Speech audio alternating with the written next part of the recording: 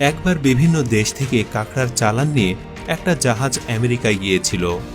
হাজার হাজার মাইল পাড়ি দিয়ে জাহাজটা আমেরিকার একটা বন্দরে গিয়ে নোঙর করল।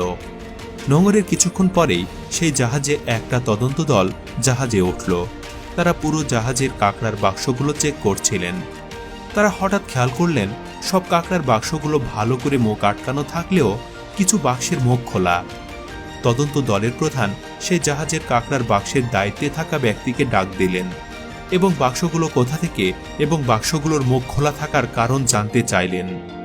দায়িত্বে থাকা ব্যক্তি বললেন যে এই বাক্সগুলো মূলত বাংলাদেশ থেকে আনা হয়েছে, এজন্যই মুখ খোলা।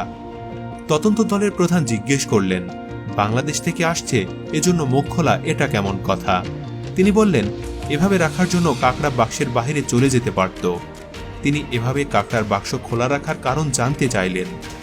কাঁকড়ার দায়িত্বে থাকা লোকটা বললেন, স্যার, বাংলাদেশ থেকে আসা এই কাঁকড়ার বাক্স নিশ্চিন্তে খোলা রেখে আনা যায়, আর এভাবে আনলেও কোনো কাঁকড়া বাক্সের বাইরে বের হতে পারবে না। তদন্ত দলের প্রধান জিজ্ঞেস করলেন, এত ওভার কনফিডেন্সের সাথে কিভাবে বলো এ ধরনের কথা?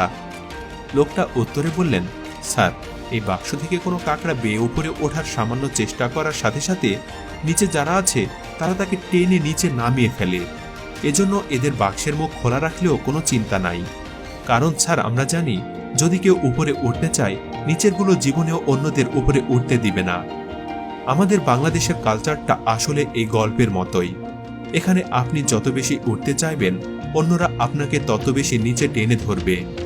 এখানে কারো ভালো কারো সহ্য হয় না। কেউ নিজে তো সুখে থাকবে না, অন্য কেউ সুখে থাকতে দেবে না। আপনি ভালো কিছু করবেন সেখানেও বাধা, আবার কিছু করবেন না সেখানেও বাধা। অর্থাৎ আপনার প্রতিটা পদে আপনি এখানে সম্মুখীন হবেন অসংখ্য বাধার। এখানে চোরকে বলা হয় চুরি করতে, আবার ওদিকে বাড়ির মালিককে বলা হয় সজাগ থাকতে। এই হচ্ছে আমাদের অবস্থা। আমাদের দেশে অধিকাংশ মানুষের কাজ হচ্ছে কি করে অন্যের ক্ষতি করা যায় সেটা খুঁজে বের করা, আর এই জন্যই আমাদের অবস্থার কোনো পরিবর্তন হয় না। এখানে আপনি একটা কাজ শুরু করলে লোকে আপনাকে নানান কথা শুনিয়ে দেবে। আপনাকে কেউ উৎসাহ তো দেবেই না, বরং সারাক্ষণে বিভিন্ন সমালোচনা করতে থাকবে। কি অদ্ভুত! এই লোকগুলোই যখন আপনি সফল হবেন তখন তারাই আবার আপনার সফলতার জয়গান গাবে। কোনোদিন কথা হয়নি এমন লোকেরও হয়ে যাবেন আপনি আত্মীয়। হ্যাঁ, এটাই আমাদের বাংলাদেশ, আর এটাই আমাদের অধিকাংশ মানুষের স্বভাব। আপনি আমাদের এই ভিডিওটির সাথে কতখানি সহমত পোষণ করেন সেটা আমাদের জানাতে ভুলবেন না যেন। আর অবশ্যই প্রিয় দর্শক, আমাদেরকে ভুল বুঝবেন না। আমাদের বাংলাদেশ থেকে এই সমস্যাগুলো দূর হয়ে যাক। আর আপনার সাথে এমনটি হয়ে থাকলে আমাদের কমেন্ট বক্সে জানানোর অনুরোধ রইল। আর প্লিজ বন্ধুরা, আমাদের চ্যানেলটি সাবস্ক্রাইব করতে ভুলবেন না। ধন্যবাদ।